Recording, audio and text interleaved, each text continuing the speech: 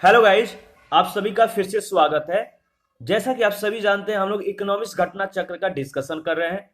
इससे पहले वाले लेक्चर में इस टॉपिक से रिलेटेड 70 क्वेश्चनों का एनालिसिस कर लिया था और आज का जो लेक्चर है हमारा 71 से स्टार्ट है। तो 71 नंबर क्वेश्चन को देखते हैं।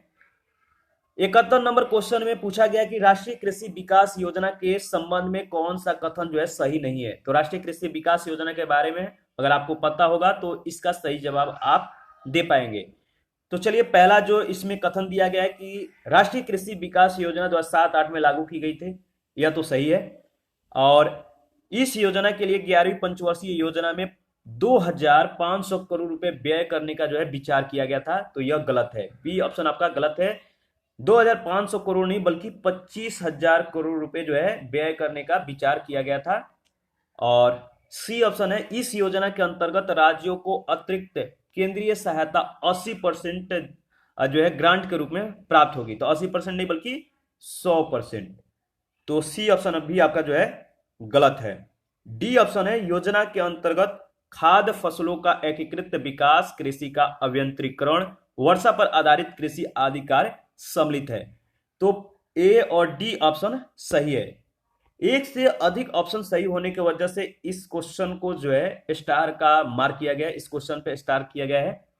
और हम लोग राष्ट्रीय कृषि विकास योजना के बारे में थोड़ा बहुत डिस्कस कर लेते हैं। यह योजना जो है 16 अगस्त 2007 से संचालित है, जो वित्त वर्ष 2007-8 के अंतर्गत है।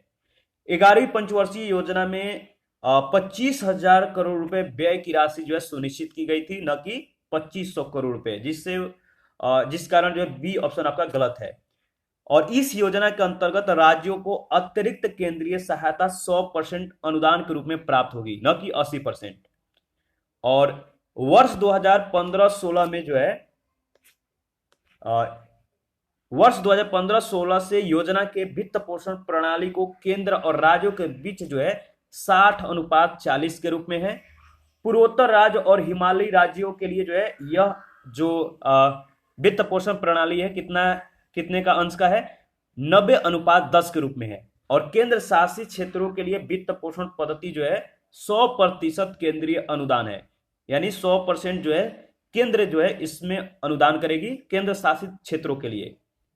नवंबर 2017 में भारत सरकार ने 15,722 करोड़ रुपए के वित्तीय आवंटन से 3 वर्ष के अवधि के लिए राष्ट्रीय कृषि विकास योजना को राष्ट्रीय कृषि विकास योजना कृषि एवं संबंध क्षेत्र पुनर्द्वार के लिए जो है लाभकारी दृष्टिकोण के रूप में जारी रखने के लिए मंजूरी दी। इस पे आधारित जो है 72 नंबर क्वेश्चन है, राष्ट्रीय कृषि विकास योजना के लिए निम्नलिखित में से कौन सा वित्त व्यवस्था सही है। तो देखिए, जैसा कि आपको पता है कि जो ऊपर में हम लोगों ने डिस्कस किया था कि वित्त पोषण प्रणाली जो है केंद्र और राज्यों के बीच 60:40 में है। पूर्वोत्तर राज्य और हिमालय राज्यों के लिए जो है 90:10 के रूप में है। और जो केंद्र शासित क्षेत्र है इनके वित्त पोषण पद्धति जो है 100% केंद्रीय अनुदान है, यानी ए ऑप्शन आपका सही जवाब है। नेक्स्ट क्वेश्चन है 73, राष्ट्रीय कृषि विकास योजना में किसे शामिल नहीं किया गया है। तो देखिए, ई ऑप्शन आपका सही जवाब है। ये सारे शामिल हैं, जिसके वजह से ऑप्शन ई आपका सही होगा, इनमें से कोई नहीं। राष्ट्रीय कृषि विकास योजना 2007 से संचालित है और इस योजना के तहत कृषि से संबंध क्षेत्रों के अंतर्गत क्रॉप हस्बेंड्री, जिसमें हॉर्टिकल्चर, पशुपालन, कृषि शोध तथा शिक्षा, कृषि विपणन, खाद्य भंडारण, मृदा तथा जल संरक्षण, कृषि वित्तीय संस्थाएं तथा कृषि कार्यक्रम एवं सहकारिता शामिल है। तो इसमें विकल्पगत सभी परीक्षण शामिल होने की वजह से जो है इसका उत्तर आपका ई होगा। तो सारे जो विकल्प में दिए गए थे, जो पॉइंट था, वो सारे शामिल हैं। 74 नंबर है, 8वीं पंचवर्षीय योजना के अंतर्गत योजना आयोग ने भारत को कितने प्रमुख जलवायु प्रदेशों में विभक्त किया था। इसका सही जवाब है 15 कृषि जलवायु प्रदेशों में जो है विभक्त किया गया। और आगे बढ़ते हैं, नेक्स्ट क्वेश्चन है 75, राष्ट्रीय हॉर्टिकल्चर मिशन किस पंचवर्षीय योजना में जो है आरंभ किया गया था। राष्ट्रीय हॉर्टिकल्चर मिशन जो है आपको बताना है किस पंचवर्षीय योजना में आरंभ किया गया था। इसका सही जवाब है 10 वर्षीय पंचवर्षीय योजना। राष्ट्रीय हॉर्टिकल्चर मिशन के बारे में हम लोग डिस्कस कर लेते हैं। यह मिशन जो है एक केंद्र प्रायोजित योजना है, ठीक है। इसे वर्ष 2005-6 में 10वीं योजना के दौरान जो है प्रारंभ किया गया था। इस योजना का उद्देश्य भारत में बागवानी क्षेत्र का समग्र विकास तथा उत्पादन में वृद्धि करना है। राष्ट्रीय बागवानी मिशन का लक्ष्य 2011-12 तक देश में बागवानी उत्पादन को 300 मिलियन टन और इसके तहत बुआई क्षेत्र को 40 लाख हेक्टेयर करना था। भारत में बागवानी उत्पादन को बढ़ावा देने के लिए 2012 में बागवानी वर्ष भी घोषित किया गया था, यानी 2012 को ईयर ऑफ हॉर्टिकल्चर जो है घोषित किया गया। 76 नंबर है, राष्ट्रीय बागवानी मिशन कब प्रारंभ किया गया था? आपको पता है, सेम क्वेश्चन है जो ऊपर में हम लोगों ने डिस्कस किया था, 2005 में। 77 नंबर है, निम्नलिखित में कौन सा राज्य राष्ट्रीय बागवानी मिशन से आच्छादित है? सही जवाब है उत्तर प्रदेश। राष्ट्रीय बागवानी मिशन 2005-6 से जो है देश में क्रियान्वित है। वर्तमान स्थिति यानी स्टैटिकल ईयर बुक 2018 के अनुसार अगर बात करें तो पूर्वोत्तर व हिमालयी राज्यों या संघ क्षेत्रों सिक्किम, जम्मू कश्मीर, हिमाचल प्रदेश और उत्तराखंड, इनके अलावा सभी राज्य और केंद्र शासित प्रदेश राष्ट्रीय बागवानी मिशन में शामिल है। तो जो शामिल नहीं है आपको इनका नाम याद रखना है, सिक्किम है, जम्मू कश्मीर है, हिमाचल प्रदेश है, उत्तराखंड है। नेक्स्ट क्वेश्चन है, निम्नलिखित में कौन सा राष्ट्रीय बागवानी मिशन का उद्देश्य नहीं है? तो वित्तीय सहायता प्रदान करना जो है राष्ट्रीय बागवानी मिशन का उद्देश्य नहीं है। बाकी जो 3 ऑप्शन है, बागवानी क्षेत्र में ऊंची समृद्धि प्राप्त करना, सस्योत्तर व्यवस्था को जो है या पोस्ट हार्वेस्ट मैनेजमेंट है इसको मतलब कि बनाए रखना, मानव संसाधन विकास जो है इसको करना, यानी ये तीनों ऑप्शन जो दिया गया बी सी डी ये राष्ट्रीय बागवानी मिशन का उद्देश्य में शामिल है। ठीक है, आगे बढ़ते हैं, नेक्स्ट क्वेश्चन देखते हैं। हमारा नेक्स्ट क्वेश्चन है 79, कृषि श्रमिक सामाजिक सुरक्षा योजना उपलब्ध कराती है। क्या उपलब्ध कराती है? पेंशन तथा बीमा लाभ। सी ऑप्शन आपका सही जवाब है। कृषि श्रमिक सामाजिक सुरक्षा योजना 1 जुलाई 2001 से प्रारंभ किया गया था।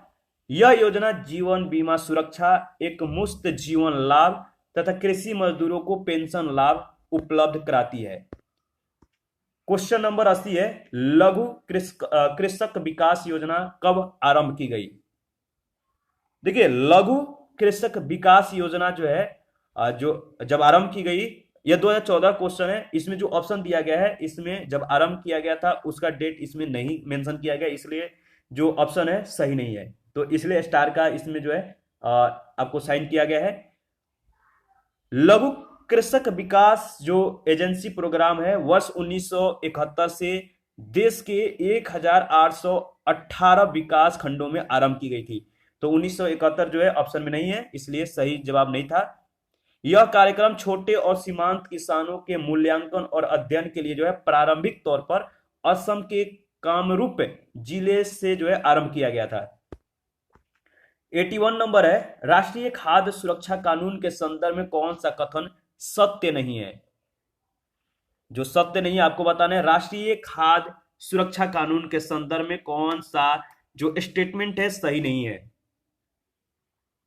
ठीक है, इसमें जो सही जवाब है आपका वो है आपका सी ऑप्शन। देखिए, इसके केवल 2 अनुच्छेद है जो कीमत की समस्या और भोजन की पौष्टिकता के स्तर को निर्धारित करता है। तो यह जो कथन है सत्य नहीं है, तो सी ऑप्शन आपका सही जवाब होगा। क्यों नहीं सही है इसके बारे में हम लोग डिस्कस कर लेते हैं। सरकार ने संसद के द्वारा पारित राष्ट्रीय खाद्य सुरक्षा अधिनियम 2013 10 दिसंबर 2013 को अधिसूचित किया, जिसका उद्देश्य था एक गरिमापूर्ण जीवन जीने के लिए लोगों को जो है वहनीय मूल्यों पर अच्छी गुणवत्ता के खाद्यान्न की जो है पर्याप्त मात्रा उपलब्ध कराते हुए उन्हें मानव जीवन चक्र दृष्टिकोण में खाद्य और पौष्टिक सुरक्षा प्रदान करना। इस अधिनियम के लक्षित सार्वजनिक वितरण प्रणाली के अंतर्गत राज्य सहायता प्राप्त खाद्यान्न प्राप्त करने के लिए 75% ग्रामीण आबादी और 50% शहरी आबादी को दायरे में लाने का प्रावधान है। इस प्रकार कुल 67% आबादी को जो है इसके दायरे में लाया जाएगा। ठीक है, आगे बढ़ते हैं। नेक्स्ट क्वेश्चन है 82, राष्ट्रीय खाद्य सुरक्षा अधिनियम के संदर्भ में निम्नलिखित कथनों में से कौन सा कथन सही है? तीन कथन है। पहला है, यह 75% ग्रामीण और 50% शहरी जनसंख्या को आच्छादित करेगी। दूसरा है, महिलाओं और बच्चों को पोषण संबंधी सहायता पर विशेष ध्यान देगा। और तीसरा है, 18 वर्ष आयु से जो है अधिक की सबसे बड़ी महिला परिवार की जो मुखिया होंगी, यानी 18 वर्ष आयु से अधिक की सबसे बड़ी महिला परिवार की मुखिया होंगी। तो राष्ट्रीय खाद्य सुरक्षा अधिनियम के संदर्भ में जो तीनों स्टेटमेंट है, क्या है बताइए? तीनों स्टेटमेंट सही है, यानी आपका इसमें ऑप्शन नंबर सी सही जवाब होगा। इसके बारे में फिर से हम लोग डिस्कस कर लेते हैं। देश की जनता को खाद्य एवं पोषण सुरक्षा उपलब्ध कराने के उद्देश्य से 10 सितंबर 2013 को राष्ट्रीय खाद्य सुरक्षा अधिनियम अधिसूचित किया गया था। इस अधिनियम के जो प्रमुख प्रावधान है, पहला है, देश की 75% ग्रामीण जनसंख्या और 50% शहरी जनसंख्या, अर्थात देश के कुल जनसंख्या के लगभग 2/3 और परसेंट में बात करें तो 67% जो है इसको इस जनसंख्या को आच्छादित किया जाएगा। पात्र परिवारों को 3 रुपया, 2 रुपया और 1 रुपये की सब्सिडीकृत कीमत पर चावल, गेहूं और मोटे अनाज की 5 किलोग्राम मात्र प्रति व्यक्ति प्रति माह उपलब्ध है कराना है, यानी 5 किलोग्राम प्रति व्यक्ति को जो है अनाज दिया जाएगा। ठीक है, किस कीमत पे? 3 रुपया, 2 रुपया, 1 रुपया। 3 रुपया किलो जो है चावल होगा, 2 रुपये किलो गेहूं और 1 रुपये किलो जो होगा मोटे अनाज होंगे। ठीक है, प्रति व्यक्ति 5 किलोग्राम जो है अनाज दिया जाएगा। अंत्योदय अन्न योजना जो है, इसके अंत्योदय अन्न योजना के अति निर्धन परिवारों को जो है प्रति परिवार प्रति माह 35 किलोग्राम खाद्यान्न रियायती दर पे प्रदान किया जाता रहेगा। 18 वर्ष या इससे अधिक आयु की सबसे बड़ी महिला का नाम जो है परिवार के मुखिया के तौर पर नामित करने और उन्हीं के नाम पर राशन कार्ड जारी करने का प्रावधान है। महिलाओं और बच्चों को पोषण संबंधी सहायता प्रदान करने संबंधी विशेष प्रावधान किया गया है। 83 नंबर है, निम्नलिखित कथनों पे आपको विचार करना है। दो कथन है। पहला कथन जो कह रहा है कि खाद्य सुरक्षा एवं मानक अधिनियम 2006 ने खाद्य अपमिश्रण की रोकथाम अधिनियम 1954 को प्रतिस्थापित किया। बताइए क्या यह कथन सही है? दूसरा है, भारतीय खाद्य सुरक्षा एवं मानक प्राधिकरण केंद्रीय स्वास्थ्य एवं परिवार कल्याण मंत्रालय में स्वास्थ्य सेवा महानिदेशक के प्रभार में है। आपको बताना है कि दोनों में से कौन सा स्टेटमेंट सही है। इसका सही जवाब है जो पहला स्टेटमेंट है आपका। इसमें जो खाद्य सुरक्षा एवं मानक अधिनियम 2006 ने खाद्य अपमिश्रण की रोकथाम अधिनियम 1954 को प्रतिस्थापित किया, तो पहला वाला स्टेटमेंट आपका सही जवाब है। कैसे देख लेते हैं, इसके बारे में हम लोग डिस्कस कर लेते हैं। खाद्य से संबंधित विधियों को समेकित करने यानी कंसोलिडेट करने के लिए जो है खाद्य पदार्थों के लिए विज्ञान आधारित मानक निर्धारित करने और उनके विनिर्माण, भंडारण, वितरण, विक्रय और आयात को विनियमित करने, मानव उपभोग के लिए सुरक्षित तथा स्वास्थ्यप्रद खाद्य की उपलब्धता सुनिश्चित करने के लिए 23 अगस्त 2006 को खाद्य सुरक्षा और मानक अधिनियम 2006 जो है संसद द्वारा अधिनियमित किया गया। साथ ही इस अधिनियम में भारतीय खाद्य सुरक्षा और मानक प्राधिकरण, जिसे हम फसाई कहते हैं, फसाई की स्थापना करने और उनसे संबंधित या उनके आनुषंगिक विषयों के उपबंध भी जो है अधिनियमित किए गए। इस अधिनियम ने क्या किया? खाद्य अपमिश्रण की रोकथाम अधिनियम 1954 को जो है प्रतिस्थापित किया। खाद्य सुरक्षा और मानक अधिनियम 2006 के तहत ही केंद्र सरकार द्वारा भारतीय खाद्य सुरक्षा एवं मानक प्राधिकरण का गठन किया गया, यानी फसाई का गठन किया गया, और इसका संचालन भारत सरकार के स्वास्थ्य एवं परिवार कल्याण मंत्रालय के तहत किया जाता है। और इस संस्था का मुख्यालय कहां पे है? नई दिल्ली में है। तो याद रखिएगा, जो फसाई का मुख्यालय है नई दिल्ली में है, और इसका जो संचालन करता है, कौन करता है? स्वास्थ्य एवं परिवार कल्याण मंत्रालय। 84 है, राष्ट्रीय खाद्य सुरक्षा अधिनियम 2013 के अधीन बनाए गए उपबंधों के संदर्भ में कौन सा कथन जो है सही है? आपको विचार करना है। 3 कथन दिए गए हैं। आप देखिए और इसका सही जवाब दीजिए।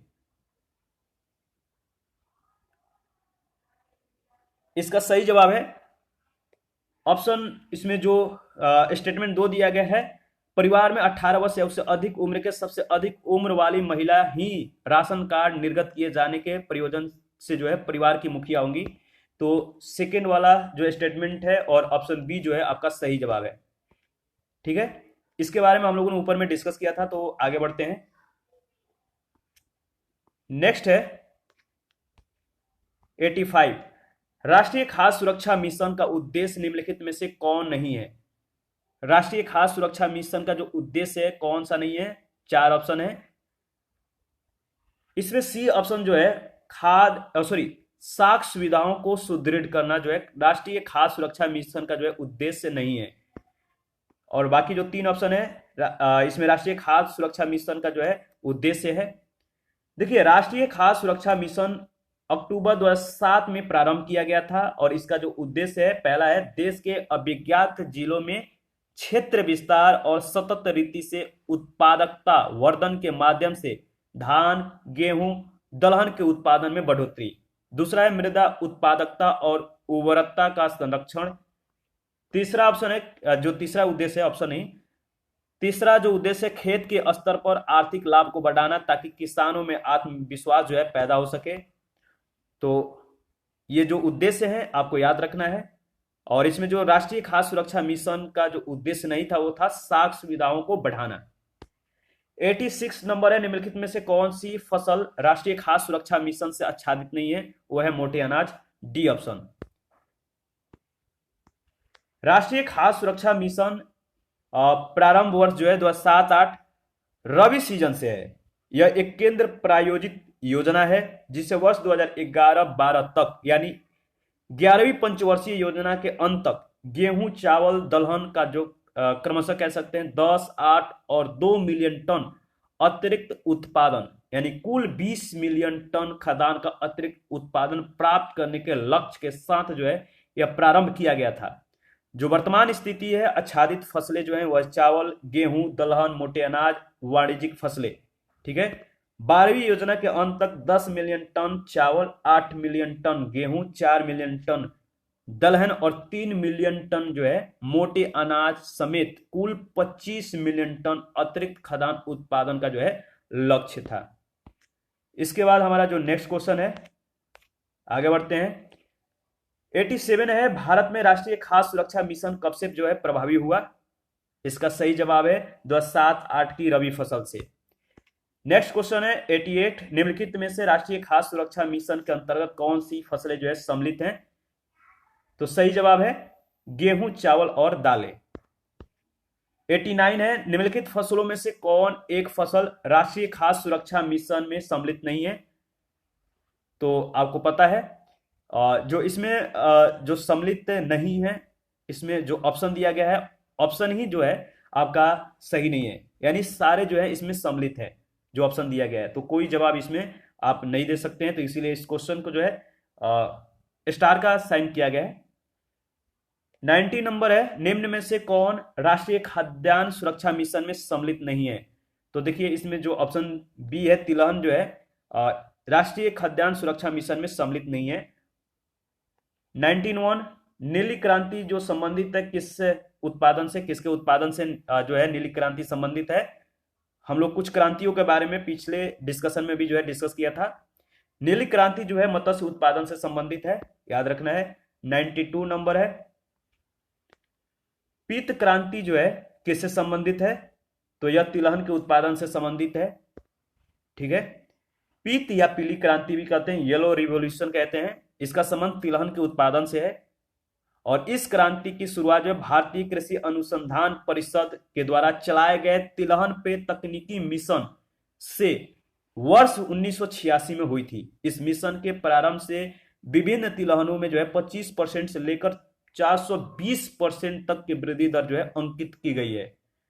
अगर बात करें आर्थिक समीक्षा 2020-21 के अनुसार, तो तिलहन उत्पादन में जो है 33.4 मिलियन टन जो है मतलब कि जो अनुमानित है, और 2019-20 के तिलहन उत्पादन में, और 2018-19 में यह जो है 31.5 मिलियन टन उत्पादित था। तो जो अनुमान था 2019-20 में 33.4 मिलियन टन का, और 2018-19 में 31.5 मिलियन टन उत्पादित था। और 93 में सेम क्वेश्चन है, पीली क्रांति किससे संबंधित है? तो तोरी सरसों उत्पादन से, यानी तिलहन के उत्पादन से।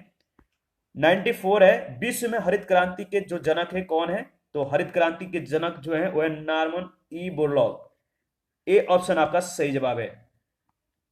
अमेरिकी वैज्ञानिक है नॉर्मन ई बोरलॉग, इनको हरित क्रांति का जनक माना जाता है, यानी फादर ऑफ ग्रीन रेवोल्यूशन कह सकते हैं। और इन्हें वर्ष 1970 में शांति का नोबेल पुरस्कार भी दिया गया था। 95 है, भारतीय हरित क्रांति की जन्मस्थली है पंतनगर। ए ऑप्शन आपका सही जवाब है। और हरित क्रांति का जो प्रारंभ वर्ष है 1966 से माना जाता है। भारत में हरित क्रांति लाने में कृषि विश्वविद्यालय पंतनगर का जो महत्वपूर्ण योगदान है कह सकते हैं, और इसीलिए जो है इसका जो शुरुआत है पंतनगर से माना जाता है, और इसीलिए हरित क्रांति का जो जन्मस्थली है पंतनगर है। आगे नेक्स्ट क्वेश्चन हमारा जो है क्वेश्चन नंबर 96 है, भारत में हरित क्रांति जब आरंभ हुई तो निम्नलिखित में कौन इससे संबंधित नहीं था? तो सही जवाब है रफी अहमद किदवई। ठीक है।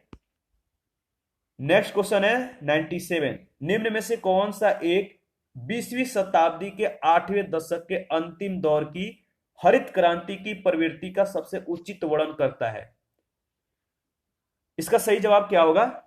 देखिए 97 में जो आपका डी ऑप्शन है, बीज उर्वरक जल तकनीकी। तो डी ऑप्शन आपका सही जवाब है, जो 20वीं शताब्दी के 60वें दशक के अंतिम दौर की हरित क्रांति की प्रवृत्ति का सबसे उचित वर्णन करता है। कैसे? 20वीं शताब्दी के 60वें दशक के अंतिम दौर की हरित क्रांति की जो प्रकृति थी, सबसे उचित वर्णन बीज उर्वरक जल तकनीकी करता है। उच्च पैदावार, विविधता, बीजों, उर्वरकों, सिंचाई हेतु पानी, कृषि मशीनरी, कीटनाशकों का प्रयोग, किसानों के कृषि ज्ञान ने कृषि के क्षेत्र में उल्लेखनीय परिवर्तन लाया है, जिसे तकनीकी रूप से हरित क्रांति या कृषक क्रांति के रूप में भी जाना जाता है। 98 है, सार्वजनिक वितरण प्रणाली से वितरित अनाज पर कीमत बढ़ाने का उद्देश्य क्या है? इस योजना में निहित उपादान का भार कम हो सके, जो जिसका कह सकते हैं जो उद्देश्य है, मेन उद्देश्य है मतलब कि वितरित अनाज पर कीमत बढ़ाने का। और जो पीडीएस प्रणाली है इसके बारे में हम लोग थोड़ा बहुत डिस्कस कर लेते हैं। यानी सार्वजनिक वितरण प्रणाली के माध्यम से सरकार गरीब परिवारों को उचित मूल्य पे खाद्यान्न उपलब्ध कराती है। पीडीएस से जारी खाद्यान्नों पर सरकार सब्सिडी प्रदान करती है। पीडीएस द्वारा जारी खाद्यान्नों की कीमतें बाजार की कीमतों की अपेक्षा काफी कम होती है। यदि सरकार पीडीएस से वितरित अनाजों की कीमत में वृद्धि करती है तो इसका सीधा प्रभाव यह होगा कि पीडीएस पर दी जाने वाली सब्सिडी का भार कम होगा। क्वेश्चन नंबर हमारा 99 है, ऑपरेशन फ्लड का संबंध निम्नलिखित में से किससे है? तो देखिए दूध के उत्पादन से संबंध जो रखता है वह है ऑपरेशन फ्लड। ऑपरेशन फ्लड किससे संबंध है? दुग्ध उत्पादन से। और इसके बारे में ऑपरेशन जो श्वेत क्रांति कह सकते हैं, ऑपरेशन फ्लड जो चलाया गया था श्वेत क्रांति को तेज करने के उद्देश्य से, इसके बारे में हम लोग थोड़ा डिस्कस कर लेते हैं। इसका जो संबंध है, जो ऑपरेशन फ्लड है, दुग्ध उत्पादन से है। इसकी शुरुआत 1970 में हुआ था। राष्ट्रीय डेयरी विकास बोर्ड ने की थी, जिसका सूत्रधार है doctor Verghese Kurien. Operation flood के कारण ही भारत जो है विश्व में दुग्ध उत्पादन में प्रथम स्थान है। ऑपरेशन फ्लड के कारण ही जो है भारत विश्व में दूध उत्पादन में प्रथम स्थान प्राप्त किया। आर्थिक समीक्षा 2020-21 के अनुसार अगर बात करें तो वित्त वर्ष की तुलना में जो विगत वर्ष है इसके तुलना में 5.68% वृद्धि के साथ 2019-20 में कुल दुग्ध उत्पादन 198.4 मिलियन टन रहा। इतना इसकी वजह से जो है इसमें वृद्धि हुआ। और प्रति व्यक्ति दुग्ध उपलब्धता जो है 407 ग्राम प्रतिदिन के स्तर पे पहुंच गई है। तो याद रखिएगा प्रति व्यक्ति दुग्ध का जो खपत है 407 ग्राम है। ऑपरेशन फ्लड सेकेंड जो है निम्न में से किससे संबंधित है? ऑपरेशन फ्लड सेकेंड, इसका सही जवाब है दुग्ध आपूर्ति। भारत में वर्गीज कुरियन के नेतृत्व में दुग्ध व्यवसाय के विकास के लिए 1970 में ऑपरेशन फ्लड नामक अभियान चलाया गया था। अब तक operation flood first, operation flood second, operation flood third और ऑपरेशन फ्लड फोर जो है पूरे हो चुके हैं। जो ऑपरेशन फ्लड फर्स्ट था वो 1970 से 1981 के बीच चलाया गया था। ऑपरेशन फ्लड जो सेकेंड था 1981 से 1985 के बीच। ऑपरेशन फ्लड जो थर्ड था 1985 से 1995 तक। और जो लास्ट ऑपरेशन फ्लड फोर था वो था 1995 से 2000 तक जो है चलाए गए थे। ऑपरेशन फ्लड एक सफल कार्यक्रम सिद्ध हुआ जिसके परिणाम स्वरूप दुग्ध उत्पादन में भारत विश्व में प्रथम स्थान प्राप्त कर चुका है। क्वेश्चन नंबर 101 है, 1950 से 90 की अवधि में भारत में खाद्यान्नों का उत्पादन बढ़कर 3 गुने से भी अधिक हो गया है। फिर भी सही अर्थ में आत्मनिर्भरता, जिसका तात्पर्य है भूख से मुक्ति, नहीं प्राप्त की जा सकी है। इसके निम्नलिखित में से कौन से कारण हैं? 4 कारण यहां पे दिए गए हैं, आपको बताना है कि इसका सही जवाब क्या है। पहला है हरित क्रांति देश के छोटे छोटे खंडों तक सीमित रही। दूसरा है गरीबी, जो गरीब है इनकी कमाई के तुलना में खाद्य के भाव जो हैं बहुत अधिक है। जो मूल्य हैं खाद्य पदार्थ के सबसे ज्यादा हैं। मोटे अनाजों की तुलना में गेहूं और धान पर अत्यधिक बल दिया गया। हरित क्रांति के अधिकांश लाभ जो है नगदी फसलों को ही मिले हैं। आपको बताना है इसका सही जवाब क्या होगा। ठीक है, इसका सही जवाब है आपका पहले चौथा जो है इसमें गलत है, तो आपका पहला दूसरा तीसरा ऑप्शन सही हो जाता है। और इसके बारे में हम लोग देख लेते हैं। हरित क्रांति की जो आलोचना है इसलिए की जाती है कि इसका जो लाभ है कुछ विशेष क्षेत्रों और बड़े किसानों को ही मिला। हरित क्रांति में मोटे अनाजों की उपेक्षा कर गेहूं, चावल, कुछ नकदी फसलों के उत्पादन को बढ़ाने पर ध्यान जो है केंद्रित किया गया। खाद्यान्नों की कीमतें मात्र प्रथम पंचवर्षीय योजना की अवधि को छोड़ दिया जाए तो निरंतर बढ़ती रही है, जिसमें न्यूनतम समर्थन मूल्यों में वृद्धि का प्रमुख योगदान रहा है। खाद्यान्नों की कीमत वृद्धि की अपेक्षा समाज के निम्न आय वर्ग के लोगों की आय में कम वृद्धि हुई और 1950-90 की अवधि में खाद्यान्नों में लगभग 3 गुनी वृद्धि के बावजूद भारत को अभी भी भूखों से जो है कह सकते हैं मुक्ति प्राप्त नहीं हो सकी। यानी जो भूख है आज भी कायम है, लोग भूखमरी के शिकार आज भी हो रहे हैं। तो 1950-90 के अवधि में खाद्यान्नों में लगभग 3 गुनी वृद्धि हुई। इसके बावजूद भी भारत में अधिकतर लोग जो है भूखे हैं। मतलब जो भूख है यह अभी भी इसकी जो समाप्ति है नहीं हो पाई है, इतना वृद्धि होने के बाद भी। 102 नंबर क्वेश्चन है, हरित क्रांति से भारत के कौन से राज्य सर्वाधिक जो है लाभान्वित हुए? हरित क्रांति से सबसे ज्यादा जो राज्य लाभान्वित हुआ वह है पंजाब, हरियाणा, पश्चिमी Uttar Pradesh, C option. 103 number है, प्रधानमंत्री जी द्वारा प्रस्तावित द्वितीय हरित क्रांति में सम्मिलित नहीं है। क्या सम्मिलित नहीं है? कृषि में विदेशी मुद्रा के सीधे निवेश को प्रोत्साहन जो है सम्मिलित नहीं है। जो हरित क्रांति द्वितीय है, यह शब्द जो है सबसे पहले हरित क्रांति द्वितीय, यह शब्द 18 जुलाई 2005 को भारत अमेरिका संयुक्त वक्तव्य के दौरान जो है सुनाई पड़ा था। इस वक्तव्य में प्रधानमंत्री जी ने आशा व्यक्त की थी कि कृषि के क्षेत्र में ज्ञान पहल यानी नॉलेज इनिशिएटिव जो है इससे देश में दूसरी हरित क्रांति की अग्रदूत बनेगी। जो ज्ञान पहल है या दूसरी हरित क्रांति की अग्रदूत बनेगी और इस ज्ञान पहल के द्वारा जैव प्रौद्योगिकी के क्षेत्र सहित कृषि शिक्षा, जो कृषि शिक्षा है, अनुसंधान है, क्षमता निर्माण है, इसमें मदद करने के लिए दोनों देशों के विश्वविद्यालय और तकनीकी संस्थाओं व्यवसायों को जोड़ने पर बल दिया गया था। और स्पष्ट है कि कृषि में विदेशी मुद्रा के सीधे निवेश के बजाय ज्ञान पहल पर जोर दिया गया था। तो सीधे विदेशी मुद्रा जो है कृषि में निवेश नहीं किया जाएगा। क्वेश्चन नंबर 104 है, निम्नलिखित में कौन सी कृषि करने की प्रक्रिया पर्यावरण संरक्षण में सहायक है? इसका सही जवाब है जैविक खेती। आगे बढ़ते हैं, नेक्स्ट क्वेश्चन है 105, गहन कदम संवर्धन के माध्यम से पोषण सुरक्षा हेतु पहल के संदर्भ में निम्नलिखित कथनों में से कौन से सही है? गहन कदम संवर्धन के माध्यम से पोषण सुरक्षा के लिए जो पहल है, इसके संदर्भ में कौन सा कथन सही है? आप कथन को देखिए और इसका जो सही जवाब है आप बताइए, इसका सही जवाब क्या होगा। देखिए इसका जो सही जवाब है आपका ए ऑप्शन है, पहला स्टेटमेंट सिर्फ सही है। पहला स्टेटमेंट था कि जो आप देख सकते हैं कि इस पहल का जो उद्देश्य है उन्नत उत्पादन और कटाई उपरांत प्रौद्योगिकियों को निर्देशित करना एवं समूह उपागम यानी क्लस्टर अप्रोच के साथ एकीकृत रीति से मूल्यवर्धन तकनीकों को निर्देशित करना है। तो पहला जो स्टेटमेंट है सिर्फ सही है। और इसके बारे में हम लोग थोड़ा डिस्कस कर लेते हैं। गहन कदम संवर्धन क्या है? इसके माध्यम से देखिए पोषण सुरक्षा के लिए पहल का उद्देश्य जो है, यानी जो initiative for nutritional security through intensive millets promotion का जो उद्देश्य है उन्नत उत्पादन और कटाई उपरांत प्रौद्योगिकी तथा समूह उपागम यानी क्लस्टर जो अप्रोच है इसके साथ एकीकृत रीति से मूल्यवर्धित तकनीकों का प्रदर्शन करना है।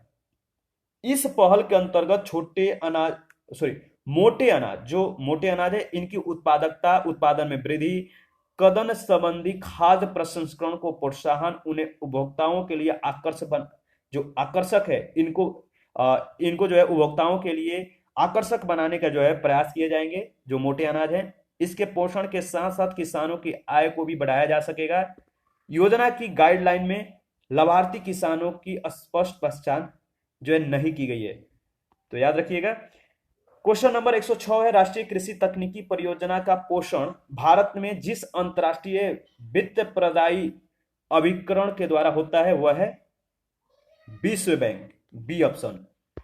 राष्ट्रीय कृषि तकनीक परियोजना विश्व बैंक से सहायता प्राप्त परियोजना है। यह परियोजना भारतीय कृषि अनुसंधान परिषद और कृषि एवं सहकारिता विभाग के द्वारा नवंबर 1998 से जो है क्रियान्वित की जा रही है। आगे बढ़ते हैं, नेक्स्ट क्वेश्चन हमारा है, क्वेश्चन नंबर है 107। प्रधानमंत्री फसल बीमा योजना के संदर्भ में निम्नलिखित कथनों पे आपको विचार करना है, बताना है कि कौन सा कथन जो है सही है। दो कथन है, इस योजना के अंतर्गत कृषकों को जो है वर्ष के किसी भी मौसम में उनके द्वारा किसी भी फसल की खेती करने पर 2% की एक समान दर से बीमा किस्त का जो है भुगतान करना होगा। और दूसरा है, यह योजना चक्रवात, गैर मौसमी वर्षा से होने वाले कटाई उपरांत घाटे को जो है बीमाकृत करती है। प्रधानमंत्री फसल बीमा योजना, इसके संदर्भ में दो कथन जो दिया गया है आपको बताना है कि कौन सा सही है। इसका सही जवाब होगा जो सेकंड वाला ऑप्शन है, जो बी स्टेटमेंट है, सेकंड स्टेटमेंट, और ऑप्शन जो बी है आपका सही जवाब है। यह योजना जो है चक्रवात और गैर मौसमी जो वर्षा है, गैर मौसमी जो वर्षा होने से जो नुकसान होता है इनके घाटे को जो है बीमाकृत करती है कटाई के उपरांत। तो सेकंड वाला स्टेटमेंट सही है। कृषि क्षेत्र में व्याप्त अनिश्चितताओं से उत्पन्न समस्याओं के समाधान के लिए सरकार 13 जनवरी 2016 को प्रधानमंत्री फसल बीमा योजना घोषित की।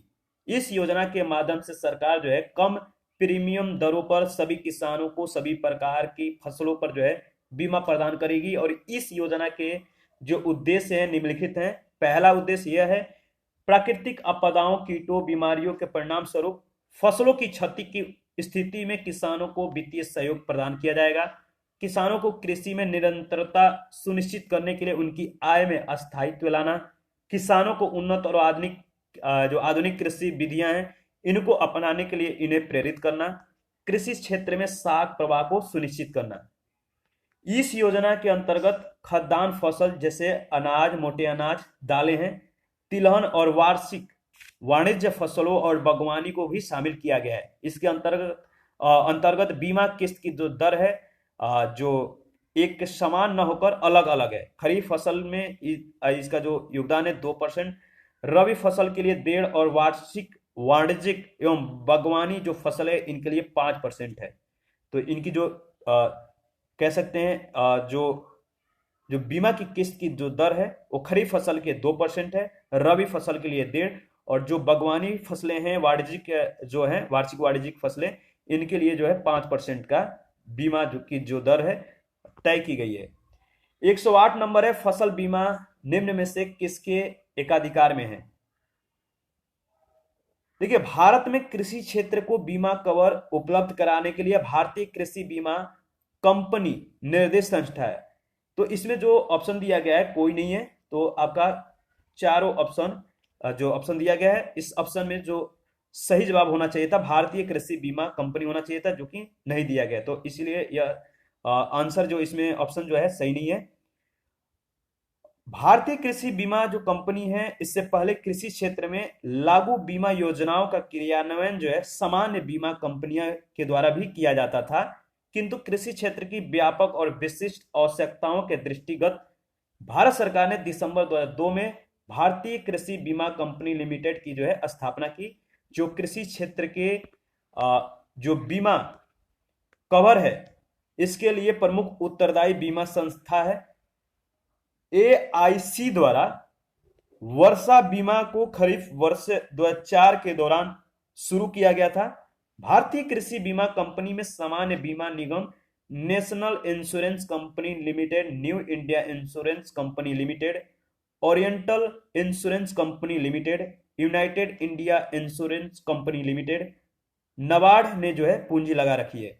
मौसम आधारित फसल बीमा योजना सर्वप्रथम कर्नाटक में वर्ष 2007 में लागू किया गया। इसके बाद खरीफ सीजन 2008 सत्र से जो है इसे 10 राज्यों में भी लागू किया गया। 109 नंबर है, मौसम आधारित फसल बीमा योजना सर्वप्रथम लागू की गई थी कहां पे? तो कर्नाटक में। आगे बढ़ते हैं, निम्नलिखित कथनों पर आपको विचार करना है। पहला कथन है वर्षा बीमा भारतीय कृषि बीमा कंपनी लिमिटेड द्वारा किया जाता है, और दूसरा स्टेटमेंट है ये योजना वर्ष 2007 के दौरान जो है दक्षिण पश्चिम मानसून अवधि में जो है शुरू की गई थी। आपको बताना है कि यह इसमें से कौन सा स्टेटमेंट सही है। इसका सही जवाब है पहला और दूसरा, दोनों स्टेटमेंट जो है आपका सही जवाब है। यानी जो इसमें जो कथन दिया गया है ऊपर जो हम लोगों ने डिस्कस किया था उसी के आधारित जो यह क्वेश्चन था उसी के डिस्कशन पे आधारित नेक्स्ट क्वेश्चन पूछा गया था। 111 है, आपको विचार करना है, 4 स्टेटमेंट है, कौन सही है? देखिए, इसमें जो पहला स्टेटमेंट है भारतवर्ष में फसल बीमा योजना 1985 में प्रारंभ की गई थी, यह सही है। उत्तर प्रदेश में शस्य जलवायु क्षेत्रों की कुल संख्या 9 है, यह भी सही है। और काम के बदले अनाज कार्यक्रम 1977 में जो है आरंभ किया गया था। और नीली क्रांति का संबंध सरसों के उत्पादन से है, तो यह गलत है। नीली क्रांति मत्स्य उत्पादन से संबंधित है, तो डी ऑप्शन आपका सही जवाब है। 112 है, हरियाली योजना संबंधित है, बताइए किससे? तो हरियाली योजना जो है आपका संबंध रखता है जल प्रबंधन से, सी ऑप्शन आपका सही जवाब है। इसके बारे में हम लोग डिस्कस कर लेते हैं। 27 जनवरी 2003 को तत्कालीन प्रधानमंत्री अटल बिहारी वाजपेयी ने 2000 करोड़ रुपए की लागत वाली जल संग्रहण से संबंधित विकास योजना हरियाली का शुभारंभ किया था। इस योजना का प्रमुख उद्देश्य था जल संग्रहण योजनाओं का क्रियान्वयन, वर्षा जल का संचयन, पेयजल समस्या का निवारण, सिंचाई के लिए जल की व्यवस्था और वृक्षारोपण को प्रोत्साहन देना। ग्रामीण विकास मंत्रालय के अधीन इस परियोजना को देश की 2.32 लाख पंचायतों के जरिए जो है चलाया जा रहा है। 113 है, विशेष कृषि उपज योजना है, इसका संबंध किससे है?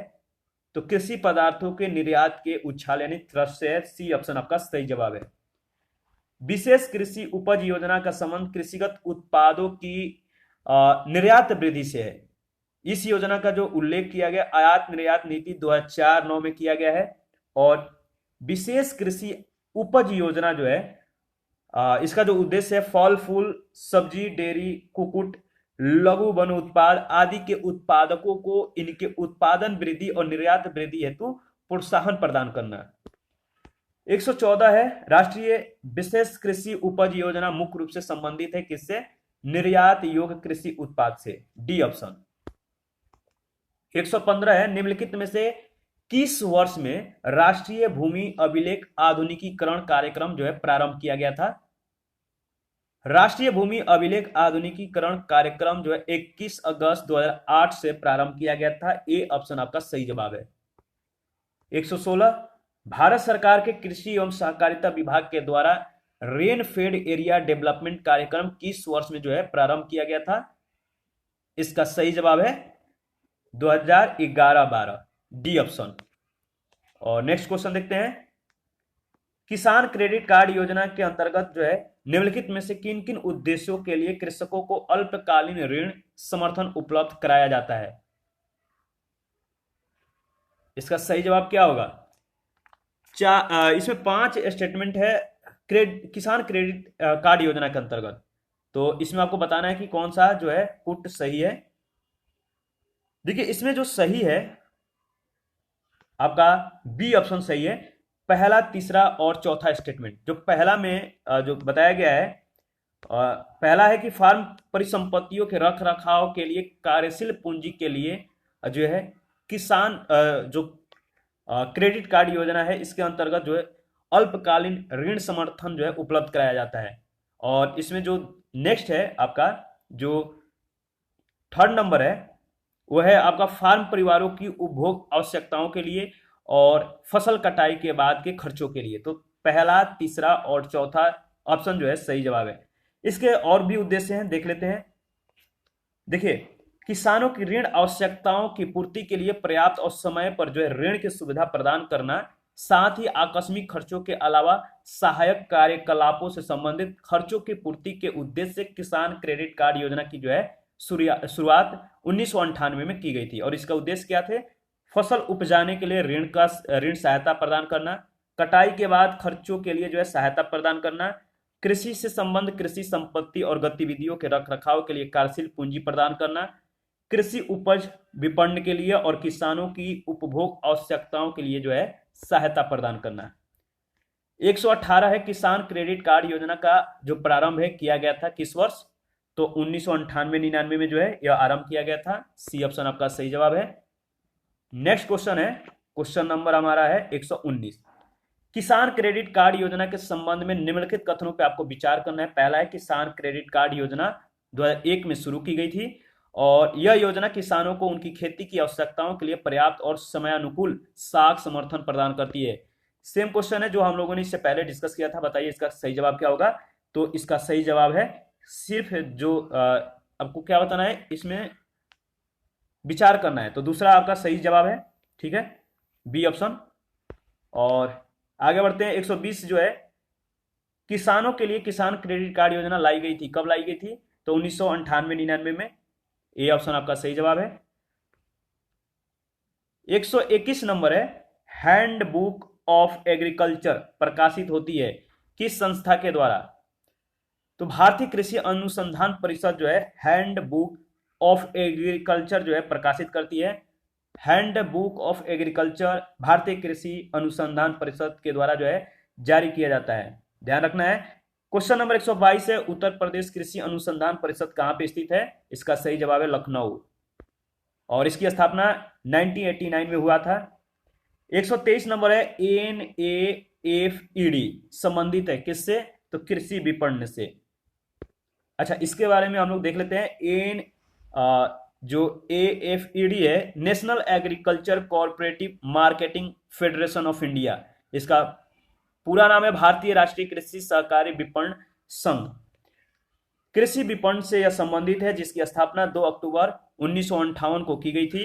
राष्ट्रीय स्तर पर एक शीर्ष सहकारी संगठन है जिसका प्रमुख कार्य है चुनी हुई कृषि वस्तुओं का प्रबंधन, वितरण, निर्यात और आयात करना, ठीक है। और बाकी का डिस्कशन हम लोग नेक्स्ट वीडियो में करेंगे। अभी के लिए इतना ही। आप अपना प्रतिक्रिया जरूर दीजिए। अगर आप टेलीग्राम चैनल को ज्वाइन नहीं किए हैं तो वीडियो के डिस्क्रिप्शन बॉक्स में इसका लिंक दिया गया है, ज्वाइन कर लीजिए। वहां पे चीजें अपडेट की जाती है, क्विज कराया जाता है जो आपको बेनिफिट होगा। तो थैंक यू, मिलते हैं नेक्स्ट वीडियो में। हम लोग 124 से जो है क्वेश्चन को जो है 124 से स्टार्ट करेंगे एनालिसिस के लिए। तो थैंक यू।